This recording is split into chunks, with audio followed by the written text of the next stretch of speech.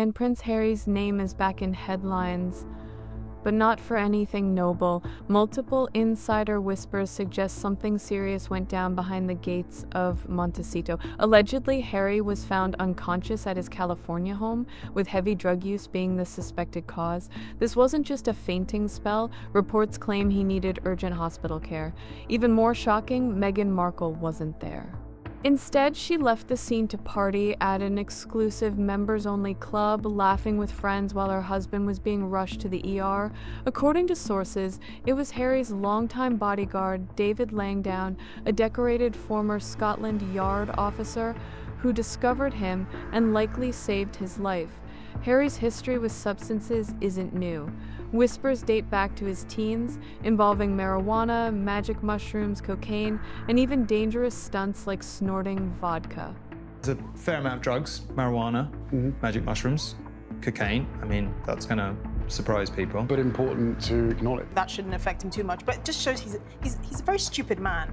Because there's so many instances. I mean, one of the things that he's been complaining about... magic mushrooms in California. You idiot. Palace insiders have long known about his spiral, but instead of consequences, he was shielded.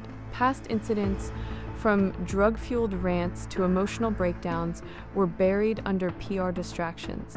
Meghan has not only known about Harry's struggles, but possibly enabled them, using his addictions to maintain control. Her own past isn't spotless. Wedding guests in Jamaica allegedly received gift bags with rolled joints, and rumors about her mother Doria's connections to California's underworld continue to circulate. Behind palace doors, the situation is being treated as more than just a bad headline. King Charles was allegedly informed immediately, and royal staff scrambled to contain the story. The word alibi keeps surfacing, suggesting Meghan's absence was calculated, not coincidental. Her actions that night may have crossed a line the palace won't forgive. While the Montecito drama unfolded, Meghan's Hollywood image was collapsing. Her high-profile Netflix deal, once seen as her big post-royal career move, imploded in spectacular fashion. The breaking point came during a private screening for With Love, Meghan Season 2, attended by Netflix CEO Ted Sarandos, executives, and the full cast and crew. When feedback turned critical, pointing out continuity errors, editing issues, and even grammar mistakes, Meghan allegedly snapped. She reportedly accused the crew of being hecklers, dismissed their input as sabotage, and claimed they should be grateful to her for their jobs. The room fell silent, which only fueled her anger.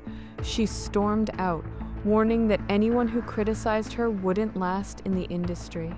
Behind the scenes, crew members felt threatened, producers distanced themselves, and executives quietly decided her contract would not be renewed. Insiders say her behavior on set had been a problem for months, rejecting wardrobe options in front of the team, demanding lighting that made her look unpresidential, and steering the show from a global cultural series into a vanity project centered entirely on her. By the time Season 2 wrapped, support within Netflix had evaporated. Meghan tried to spin the screening meltdown as an ambush, demanding edits be reworked and screenings canceled unless she approved them, but complaints from crew members piled up and Netflix leadership blocked further communication from her. Ted Sarandos and co-CEO Greg Peters were done. The fallout was swift. Without Netflix, other studios and brands began backing away. PR firms dropped her. Hollywood insiders began treating her as a cautionary tale, talented but burning through goodwill at record speed. Attempts to pivot from new podcasts to Instagram rebrands failed to gain traction. Rumors swirled that she was obsessing over online gossip and frantically calling old allies for public support. Her final move was a personal email to Sarandos, pitching a one-off special to reclaim her image, even offering Netflix full editorial control. He didn't reply. Legal was looped in instead. Quietly, Meghan was erased from Netflix's future slate. No official announcement, just a silent closure of the chapter. Now, Meghan faces dual crises. In the UK, royal insiders are probing her influence over Harry amid allegations of enabling his addictions. In Hollywood, she's out of deals, out of allies, and her brand is badly tarnished. The palace, according to whispers, is preparing for potential public fallout if Harry's condition worsens or he speaks out. In both worlds, she's gone from asset to risk. For Harry, the tragedy runs deeper. Whether born from childhood trauma, royal pressure, or toxic relationships, he appears trapped in a cycle of pain, addiction, and manipulation, all while those around him focus more on protecting reputations than on his recovery. And as both Palace and Hollywood quietly distance themselves from Meghan Markle, the public is left with an unsettling picture: a royal couple whose carefully crafted image has fractured, revealing a story of spirals, scandals, and silence.